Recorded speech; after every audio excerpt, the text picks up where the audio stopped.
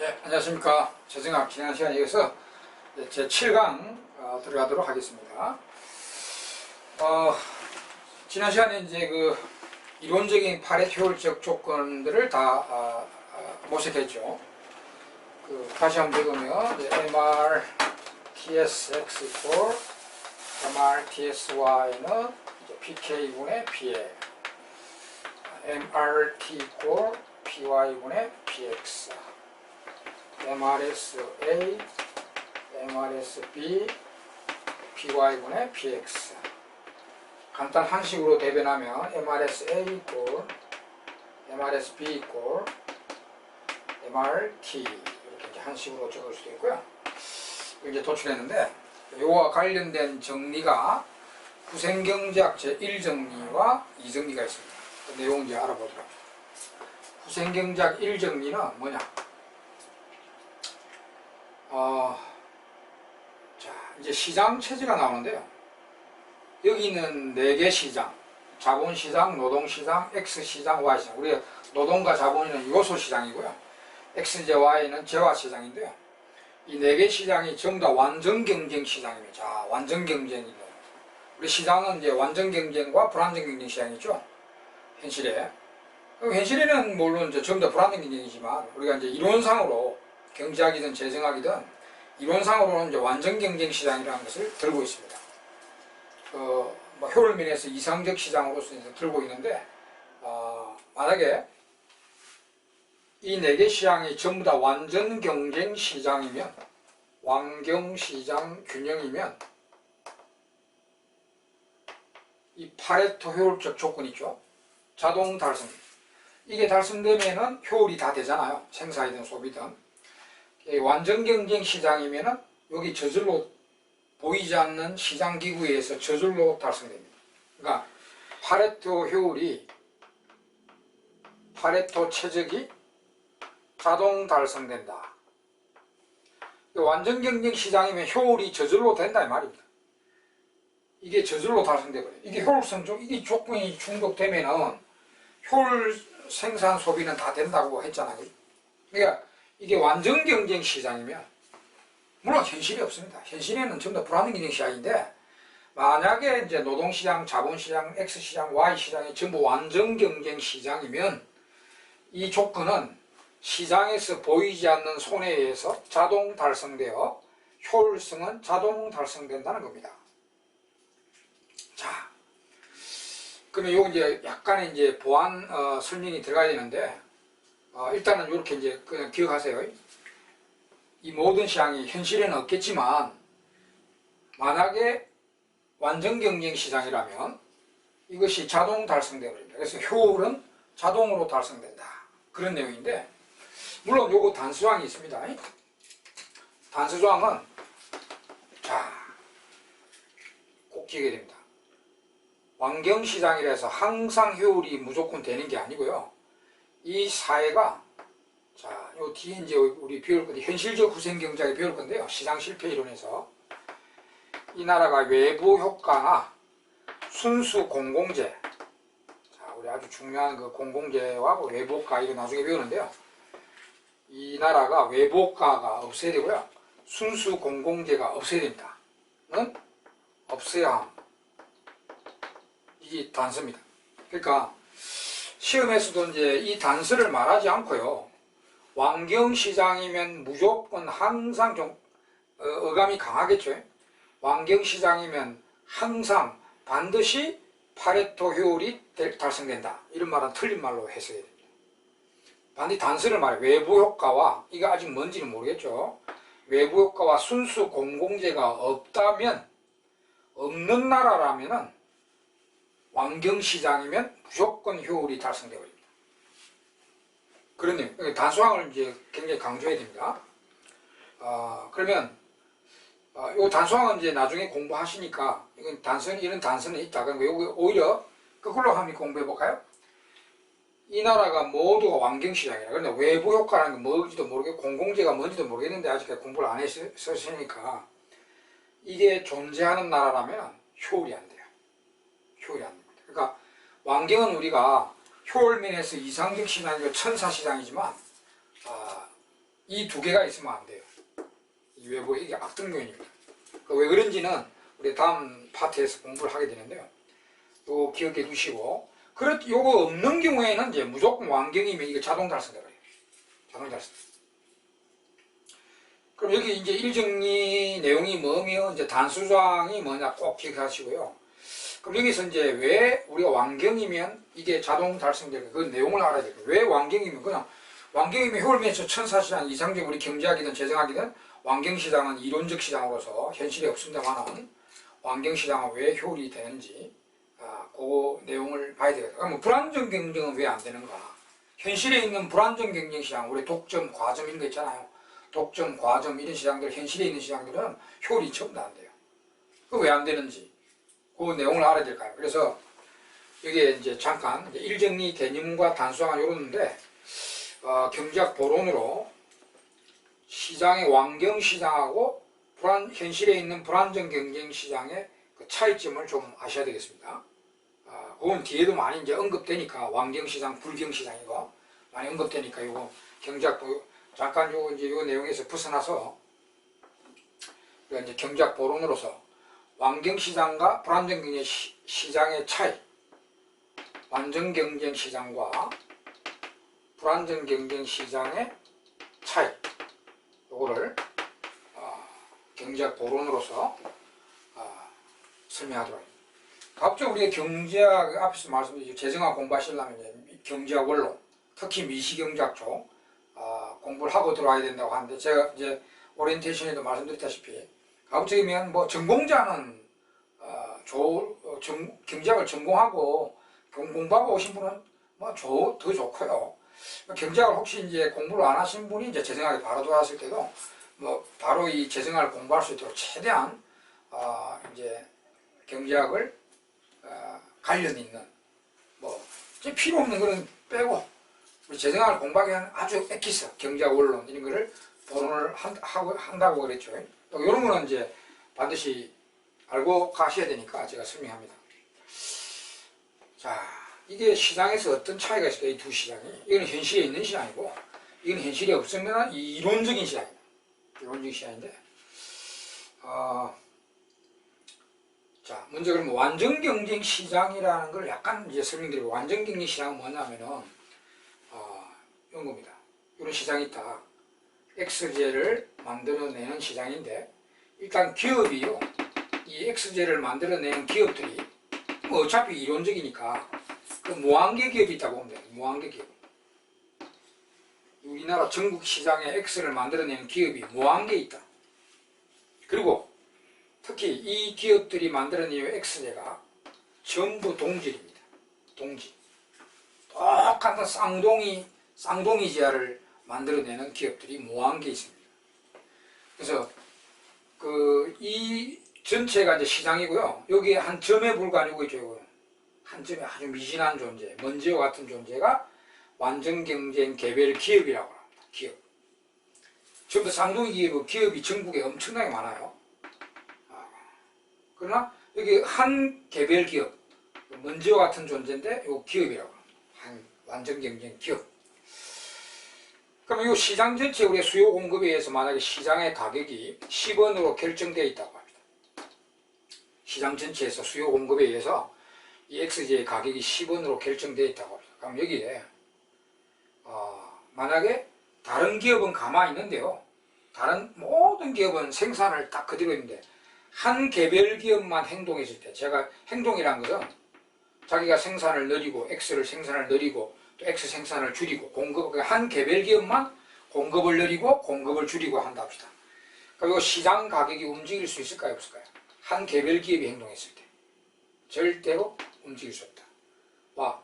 전체적에서 이 한 개별 기업은 미진한 존재입니다. 우리가 여러분 그럼 그냥 상식적으로 우리가 시장에 요 이제 X제 시장인데 수요가 있고 공급이 있잖아요. 붕어빵 가격이 10원이다. 이제 기업의 행동이 이제 공급이 증가되면 가격이 9원으로 다운되고 공급이 감소되면 가격이 11원으로 올라가잖아요. 근데 이 시장 공급을 한 개별 기업이 행동했을 때 이거 움직일 수가 없습니다. 그만큼 미진하다 보면 돼. 미진하다. 그래서 한 개별 기업 분석할 때 다른 기업은 가만히 있다 봐요. 물론 모든 기업이 일시적으로 생산을 늘리면 나가죠. 모든 기업이 일시적으로 생산을 줄이면 시장 공급이 줄어들죠. 근데 이제 한 개별 기업 분석할 때는 다른 기업은 가만히 있다고 봐야 됩니다. 그래서 한 개별 기업만 제가 생산을 늘리고 생산을 줄이고 해도 시장 공급을 움직일 수 없기 때문에 가격을 움직일 수가 없어요. 그래서 자기가 몇 개 만들어 팔든 간에 한 개별 기업은요, 지금 시장 가격이 10원이면 이 가격으로 팔아요. 그래서 완전 경쟁 기업은 가격, 우리가 이제 일명 용어로, 경제학 용어로 가격 수능자 역할을 한다고 합니다. 그리고 그림을 보면은 이거 한 개별 기업입니다. 자기 붕어빵을 많이 만들어 팔든 적게 만들어 팔든 가격은 그대로 10원이 돼요. 그래서 가격 곡선이 일정하게 됩니다. 판매량에 대해서 일정한 10원으로 일정하게 됩니다. 이렇게 한 개별, 완전 경쟁 개별 기업 분석할 때. 근데 이제 불안정 경쟁 기업은요, 이 독점은 기업이 하나고 과점은 기업이 소수고, 그 다음 독점적 경쟁이라는 것도 있는데, 독점적 경쟁 기업은 다수지만 붕어빵 질이 다 틀려요. 그러니까 이 불안정 경쟁 자기들이 그 빵을 갖다가 만약에 많이 만들고 또 생산을 줄이고 하면 가격이 움직여버려요. 그리고 그것도 같이 이건 완전히 있는 개별 기업 그림이고, 그림을 잘 그려야 돼요.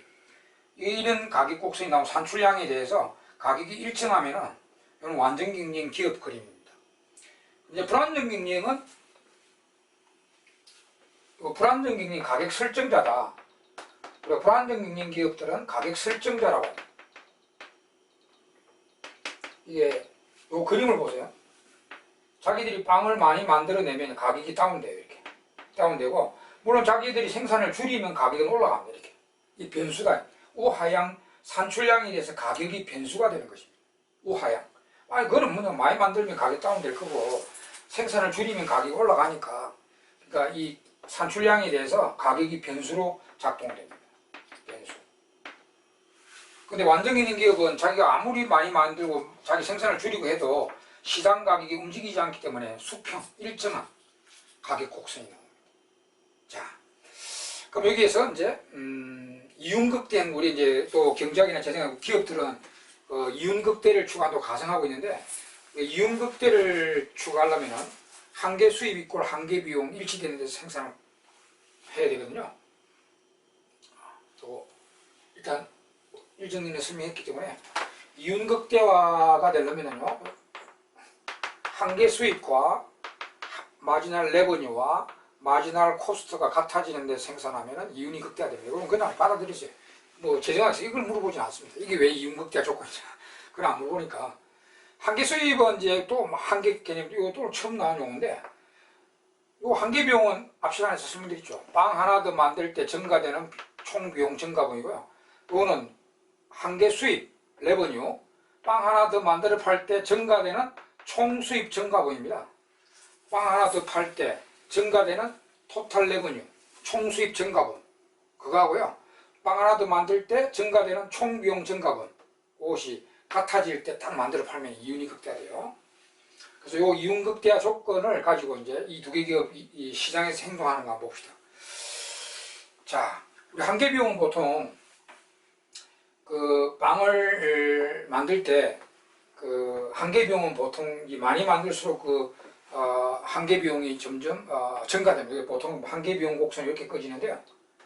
빵을 더 만들 때 한계 비용, 추가되는 비용이 그 한계 비용이 점점 증가되는 이런 일반적인 형태를 보입니다. 특수한 경우도 있겠지만, 그래서 한계 비용 이렇게 떠봤을 때,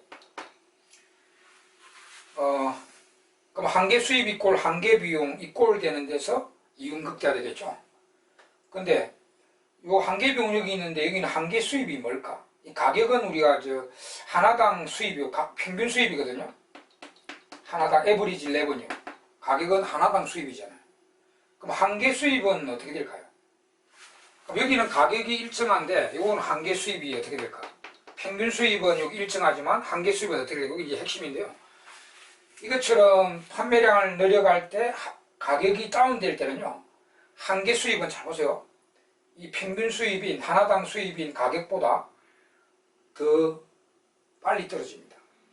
그림부터 먼저 끄고 한계 수입이 점점 이 가격보다는 더 낮아집니다. 이렇게 한계 수입이. 보실까요? 숫자로 보여드릴게요. 만약에 불안정기능기업처럼 판매량 내릴 때 가격이 10원, 9원, 8원 다운될 때는 한계 수입이 어떻게 되는가 한번 보세요.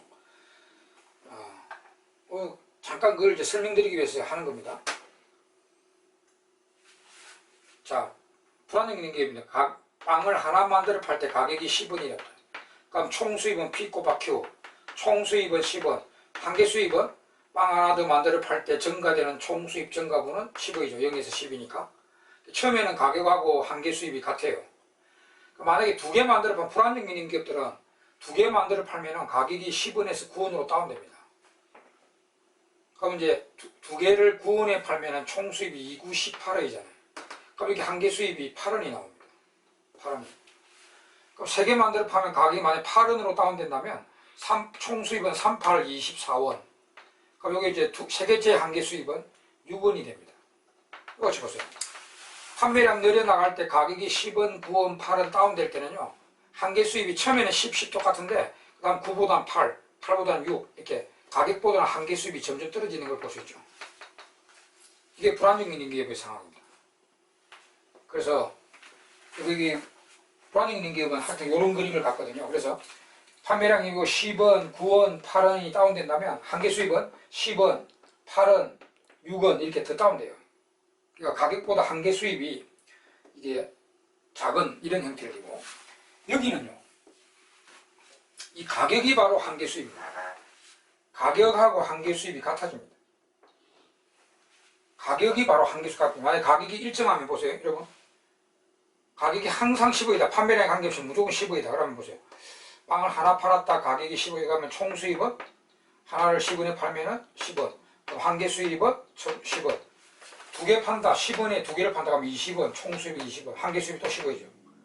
세 개 판다 또 10원에 팔면은 30원. 한계 수입 10원이죠. 그러니까 가격이 일정하면 한계 수입과 같죠. 그래서 완경은 이 가격 자체가 한계 수입이 됩니다. 이게 아주 차이 나죠. 이 가격 자체가 한계 수입이 되고 이 불경은 가격이 내려올 때는 한계 수입이 그보다 가격보다 밑에 있습니다. 한계 수입이. 이런 상황이니까 그럼 이윤극대 행동을 이제 이윤극대 행동을 해봅시다. 그럼 이건 만약에 이윤극대 하면은 MR = MC 있잖아요. 여기가 MR = MC잖아요. 여기가 의사결정을 내립니다. 여기 판매하는 게 무조건 이윤극대 하거든요. 여기서 만들어 팝니다. 그러면 여기서 만들어 파니까 가격은 여기 하얀 선이 가격선이니까 그래서 가격이 여기서 위에서 형성돼 버리죠. 그래서 잘 보세요. 이 불안정기능기업들은 이윤극대 행동하면 MR, MC는 여기 있고요. 가격이 그 위에서 형성됩니다. MR보다 P가 크기 때문에 MR, MC 이건 이윤극대 조건에 따라서 행동하는 거고 가격은 그 위에서 형성돼요. 그래서 불안정기능기업들은 가격이 한계 수입과 한계 비용보다 크게 결정됩니다. 가격이. 근데 완경은 P가 바로 MR이거든요. 그럼 MR = MC는 여기가 이윤극대입니다. 여기서 만들어 파면은 이 높이가 가격과 한계 수익과 한계 비용이 다 같아진다는 거죠.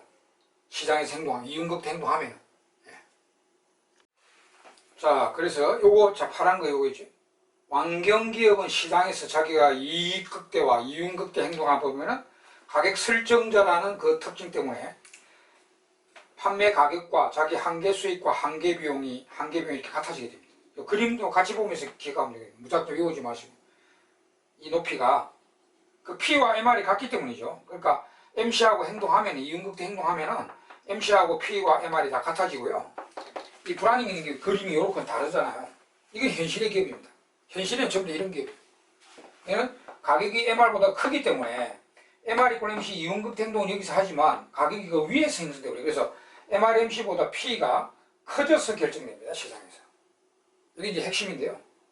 자, 이렇게 해서 이제 우리가 경제학 보론으로 완경기업과 불경기업의 시장에서의 차이, 이거 다른 거 생각하지 마시고 요 그림 좀 기억하시고요. 그리고 이제 결과적으로 요거 그림 보면서 MRMC는 여기 있는데 P가 위에서 결정된다. 그 P가 가격이 한계 수입이나 한계 비용보다 커져서 결정된다. 불경기업. 완경은 가격이 한계 수입과 한계 비용하고 같아진다. 이런 거 이제 기억해 두시면 됩니다. 자, 그러면 이제 이거 경제학 보론이고요. 우리가 후생경제학 1정리에 다시 돌아볼까요? 자, 후생경작 1정리 들어오겠습니다. 네, 진짜 증명을 해드립니다. 아까 후생경작 1정리가 모든 시장이 완경시장이면 이 파레토 효율적인 조건 요거, 그러니까 효율이 파레토 효율이 자동 달성될 것이다. 물론 외부효과 공공재 이거 없애야 되는데 그거는 일단 다음에 배우니까 단서조항은 외부효과 없애야 되고요. 그 다음에 공공재 같은 거 없애야 된다. 이거 단서는 나중에 배울 거고, 일단 요 내용보다 완경시장이면 이 효율 조건이 저절로 달성돼서 효율은 완벽히 추구된다는 내용입니다. 자, 제가 잠깐 요거는 그냥 말로만 들으면 됩니다. 왜 이 노동시장, 자본시장, X시장, Y시장이 완경시장이면 이 조건이 자동 달성되는가 하면, 자, 볼까요? 우리가 이게 일치돼야 효율적 생산이 될 거 아닙니까? 근데 X 만드는 기업이 Y 만드는 기업하고 관계없이요, 저끼리 뭐 관계없이 자기 나름대로 자기가 효율적 생산하려면 우리 배웠죠. 등량곡순이를 해서 자기 X제 만들 때 자기 효율적 생산의 조건이 요거 아닙니까? MRTS 이꼴 PK분의 PL 일치시킵니다. 그 다음에 Y를 만드는 기업도요, 지 나름대로 Y를 만들 때 효율적으로 생산하려면 이게 일치시킬 거 아닙니까? 그 등량곡순 이론에서 설명드렸잖아요. MRTS 이꼴 PK분의 PL이 한 재화를 만들 때 효율적 생산 조건이라 했잖아요. 그래서 다 X 만드는 기업, Y 만드는 기업이 지 나름대로 효율적인 생산을 하려고 이 요소 가격비 자기 MRTS를 일치시켜서 이렇게 행동합니다. 근데 이 노동시장과 자본시장이 완경시장이니까 가격이 모든 기업들한테 같이 작동되잖아요. 그죠? 가격이 같이 들어가잖아요. 그러니까 전부 다 이 가격이 Y 만드는 기업이나 X 만드는 기업이나 시장의 요 가격이 똑같단 말이에요. 그러면 자기 나름대로 이렇게 일치시키고 자기 나름대로 이익 극대화를 위해서 일치시키면 자동으로 이게 같아지잖아요. 자동으로. 그 다음에 소비도 마찬가지입니다. B라는 소비자와 관계없이 지 나름대로 A라는 소비자가 시장에 가서 자기 효용 극대화 조건이 오잖아요. 우리 무차별 곡순이면서 공부했잖아. 한 사람 기준에 효용 극대화 소비 조건이 MRS하고 자기 PY, PX를 일치시키는 거 아닙니까? B라는 사람도 자기 집에서 뭐 XY 사 먹을 때 자기 효용 극대화 소비를 위해서 이거 가격비하고 일치시킬 거 아닙니까? 근데 이 가격비가 완경시장이니까 모든 사람에게 같은 가격비가 들어갑니다. 가격이 똑같이 들어가잖아요. 그러면 나름대로 전부 다 자기 집에서 이렇게 소비할 때 이렇게 일치시키다 보면 이게 같으니까 저절로 같아지잖아요. 저절로. 이 같아지는 게 효율적, 우리 일반 균형 모델에서 효율적 소비의 조건 아닙니까? 그 다음 특히 여기 제일 중요하잖아요. 이게 왜 이 완경이면 이게 달성되는, 우리가 앞에서 MRT는 MCY분의 MCX이기도 한다 했죠. 한계 변환율은 한계 비용의 비율과 같잖아요. 근데 요 우리 핵심 포인트가 완경시장에서는 P와 MC가 같아지잖아요. 그럼 요 완경은 지어지는데 불경은 P하고 MC가 틀려요. 불안정 경쟁 시장에서는 가격하고 MC가 틀려집니다. 근데 완경은 가격과 MC가 같아지잖아요. 그러니까 완경시장, 요 완경시장이면 요 MRT하고요, 두 지하의 가격비가 저절로 같아집니다. 그래서 완경이면 이게 저절로 되게, 누가 이렇게 만드는 사람도 아니고, 누가 신이 와가지고 이렇게 조물주가 이렇게 만드는 것도 아니고, 시장에서 저절로 돼버린다. 그게 이제 일정이고, 물론 지금 외부효과하고 공공재는 언급을 안 했어요. 이 시장은 외부효과라는 사실이 뭔지도 모르겠는데 없고, 또 이 재화 중에 공공재라는 건 없습니다. 없는 상태는 이제 다 된다. 예, 그런 이야기를 이제 해드린 거고요. 이건 이제 이 단수항이 매우, 이제 일정리는 이 단수항이 매우 중요합니다. 자, 그럼 후생경제학 이정리의 개념과 단수항 한번 볼까요? 이정리는 뭐냐? 후생경제학 이정리. 이정리는 어떻게 보면 일정리를 뒤집어 놓은 거예요. 자, 보세요. 그냥 수술하면 어떠한 파레토 최적은, 어떠한 효율적 경제 상태는 이 말이죠. 어떠한 효율적 경제 상태는 따지고 보니까 완경시장 균형이더라. 그럼 이거 보세요. 완경시장이면 효율이다. 파레토 최적이다. 이게 일정리고, 완경시장이면 파레토 효율이다. 어떤 효율적 경제 상태나 따지고 보니까 왕정시장 균형이다. 뭐 이를 정리를 뒤집어놨네. 이거 뒤집어놨네. 그러면 이게 뭐냐, 무슨 의미냐. 요걸 집합이라고, 왕정시장이란 집합을 A집합, 효율이 달성되는 집합을 B집합이라 했을 때 A면 B다고요. 이는 B면 A다가 성립한다는 건데, 우리가 이 A집합하고 B집합이 반드시 동집합이어야만 A면 B고 B면 A다가 성립하죠. 우리 만약에 집합을 보면 A집합이 B집합에 만약에 포함이 되면 A면 B다는 되는데 B면 A다가 성립 안 하죠. B면 A다가 성립 안 하잖아. 이 교집합이면. 여기 이제 집합으로 왕경시장을 A집합이라고 보고요. 효율성이 달성되는 집합을 B집합으로 온다면 이거는 A면 B다. B면 A다. 이렇게 말해주고요. 그러니까 이정리는 이 왕경시장이라는 집합하고요. 효율이 달성되는 집합하고 동집합을 말해줍니다. 동집합이에요. 이거 뭐 A가 B에 포함되고 B가 A가 포함되는 게 아니고 왕경시장 집합하고 효율성이 달성되는 집합은 완전히 동집합이라는 것을 말해주고 있어요. 그럼 이거는 무슨 의미를 갖고 있나? 현실에는 왕경시장이 없잖아요. 이건 이론적이에요. 현실은 이제 불경시장, 현실은 불경시장이다. 그럼 당연히 효율이 안 됐을 거 아닙니까? 그죠? 그러면 우리 현실의 불경시장 효율이 안 됐으니까 이걸 이제 효율을 달성해야 되잖아요. 그럼 어떻게 효율을 달성할 수 있느냐 이거죠. 우리가 이제 조금 현실적인 이야기를 하는데 현실은 불경시장이라서 효율이 안 된다. 그럼 이거 이제 정부가 개입해서 효율을 추구해야 되잖아요. 우리가 후생경제학이 그거잖아요. 우리 재정학도 마찬가지로 효율을 추구하고 공평 추구하고 이런 게 이제 경제학이고 재정학인데 현실에 이제 불경시장 효율이 안 돼 있다. 그럼 이거 정부가 들어갑니다. 들어가서 개입해서 효율을 추구해야 되잖아요. 그럼 어떤 방법으로 효율을 추구해야 되냐 말이죠. 여러분 많이 말씀드리면 요거 보세요. 현실은 불경시장이라서 이거 달성 안 돼 있고 이거 달성 안 돼 있고 이거 달성 안 돼 있단 말이에요. 다 안 돼 있다. 그러면 이걸 달성해야 효율이 되는데 그럼 이렇게 하면 되겠어요? 이거 일치 안 되니까 대통령이 야, 이 X기업, Y기업 너가 왜 MRTS 일치 안 시키냐? 청와대로 불러가지고 야, 앞으로 너가 생산할 때 MRTS 일치시켜라. 또 국민들 이거 일치 안 되니까 야, 국민들 불러가지고 야, 너가 MRS 일치시켜서 해라. 효율을 위해서는 일치시켜야 되니까 해라. 이렇게 명령 내리게 되겠습니까? 이게? 안 되죠. 지금 현실은 분명히 불경시한 이거 다 달성 안 돼 있단 말이에요. 근데 이걸 누가 뭐 대통령이 하든 뭐 누가 이걸 억지로 이렇게 해라 이렇게 해서는 안 돼요. 왜냐면은 이거 이론적인 것이 현실에는 개척도 안 되고 보이지도 않는 것들입니다. 이거 왜 이걸 억지로 이렇게 이꼴 시키고 이렇게 만들 수가 없는 겁니다. 그러면 현실적으로 이걸 어떻게 달성할 수 있을까? 이걸 이정희가 알립니다. 왕경시장이 곧 이게 달성되는 시장이거든요. 이거 동집합이잖아요.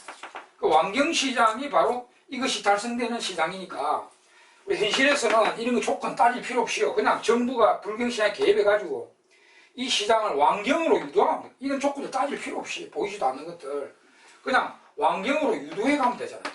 왕경시장으로 유도해가면 효율이 돼버려요. 그러니까 이정리는 이런 얘기지만 오히려 해석 정리를 알아두세요. 자, 불안정 경쟁 시장 효율이 안 돼 있는데 그러니까 여기 이제 정부가 들어가서 개입해서 왕경시장으로 유도해가는 왕경으로 유도함으로써 파레토 효율을 달성할 수 있다. 가능하다. 효율을 추구할 수 있다. 이런 내용입니다. 그러니까 요거는 현실적으로 효율을 추구할 수 있는 방법을 말해주는 정리가 이 정리입니다. 이거는 그냥 실정 정리고요. 처음부터 왕경이면 효율이 된다. 처음부터 왕경은 현실이 없잖아요. 근데 만약에 왕경시장이라면 효율이 된다. 단 물론 요거는 없애야 되지만은 그런 실정 정리고요. 이거는 현실적으로 이제 우리 현실이 불경시장이잖아요. 효율이 안 돼 있다. 그러면 우리가 효율을 추구해야 되니까 그럼 어떤 방법으로 효율을 추구하느냐? 물론 정부가 개입을 하는데 이런 조건을 따져서 억지로 이걸 만들려고 할 수도 없고요. 이런 것들은. 그럼 이걸 달성하기 위해서는 그냥 왕경으로 유도해 갑니다. 우리가 현실에 있죠. 자본주의 시장에 효율을 추구할 수 있는 가장 좋은 방법은 경쟁시장 유도입니다. 경쟁을 촉진시켜버리면 반드시 원래보다는 효율이 개선됩니다.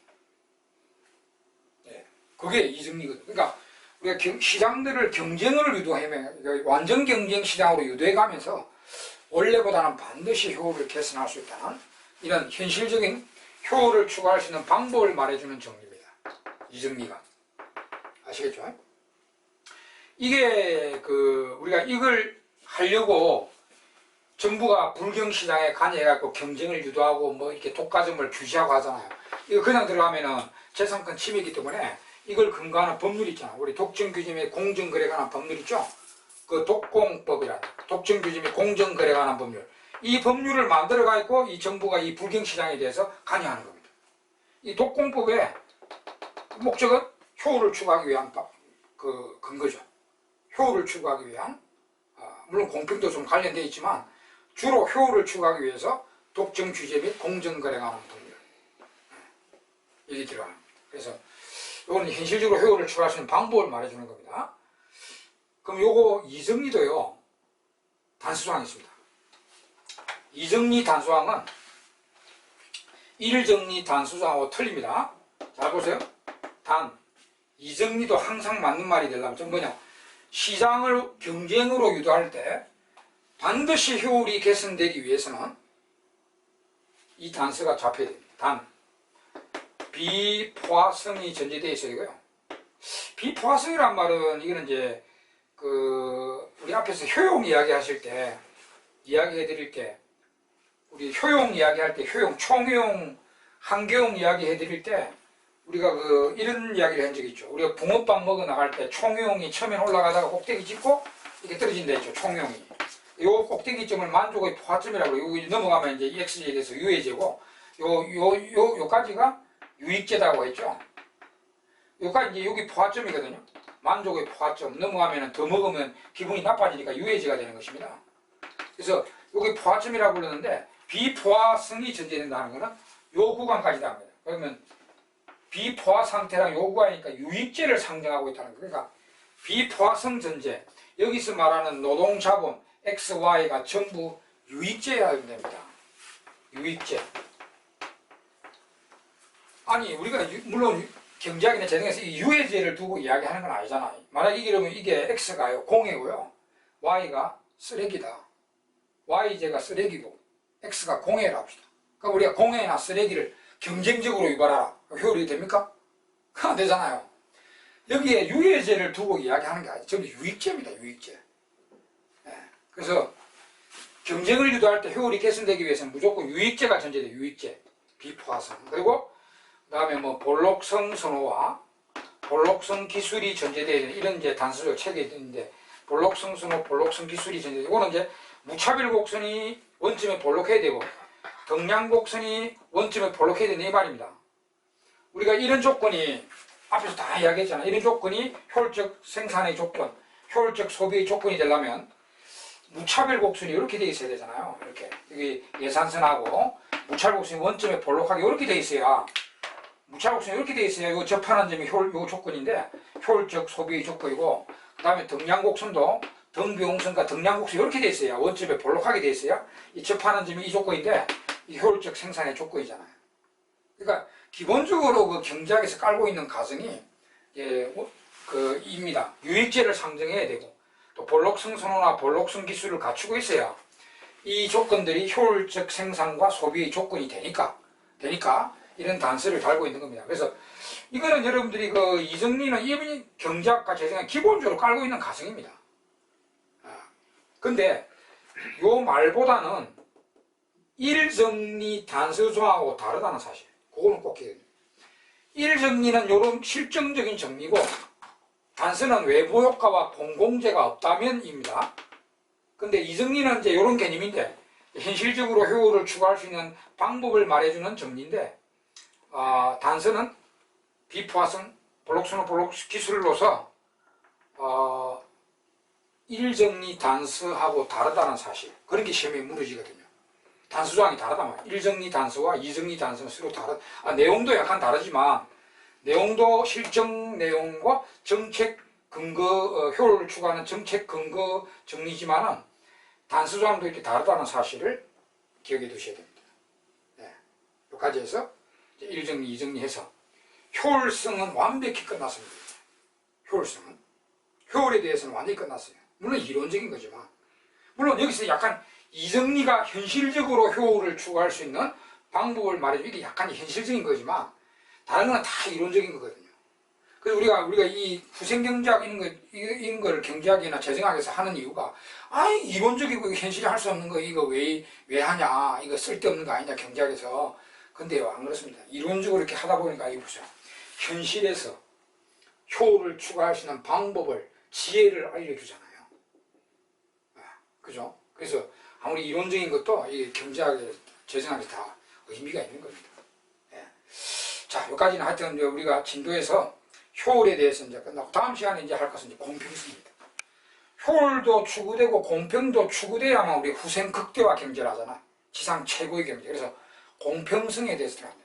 근데 공평성을 왜 하냐면 이제 약간 그 다음 시간을 위해서 약간 언급해 드리면 우리가 효율에 대해서 다 말씀을 드린 건데 앞에 찾은 거 한번 보세요.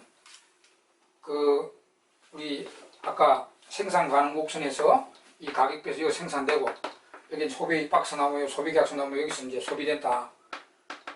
그러면 바로 체직이 다 달성된댔죠. 이 가격비에서는 그러니까 이거 가만 보세요. 효율은 완벽히 된 A-입니다.